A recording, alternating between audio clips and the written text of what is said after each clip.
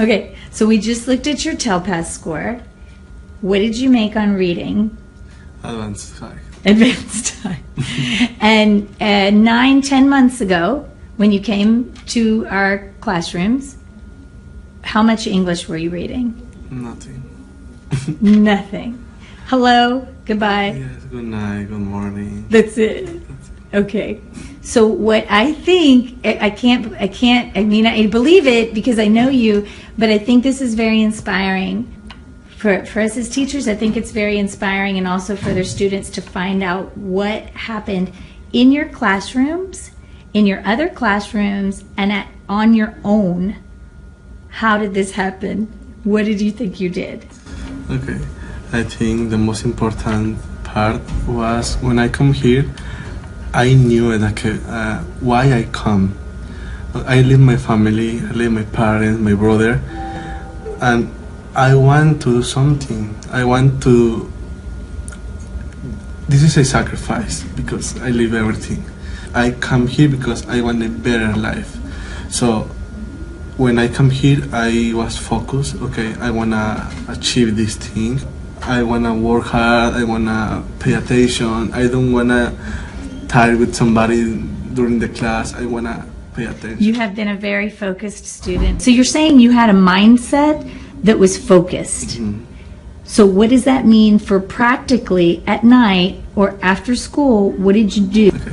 In some of my classes was very hard in understand when my teachers speak, because they speak very fast and I have nobody else that speaks Spanish.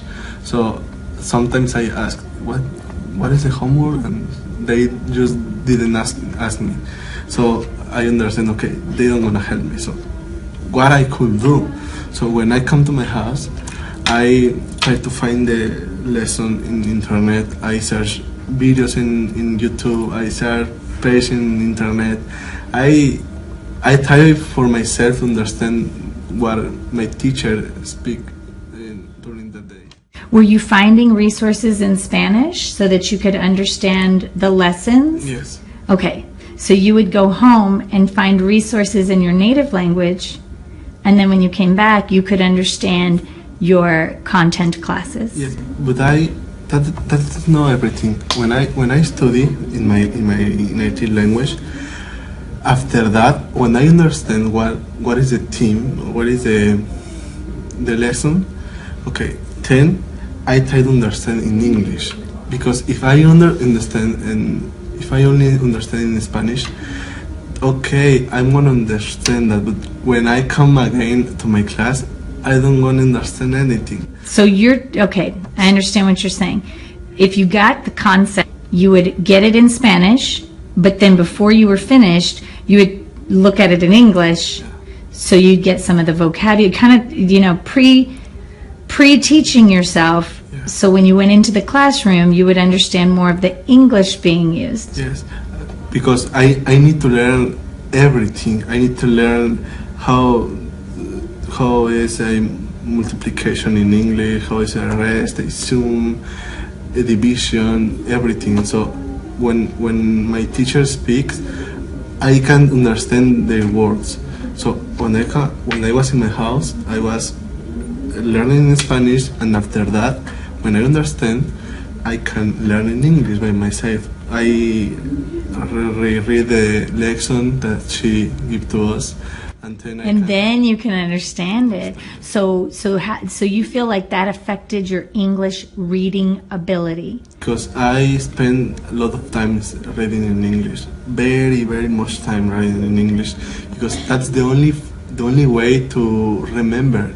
Because if I try only to remember a word, okay, I'm gonna forget after so many days, because I don't use only in that class or only in this class.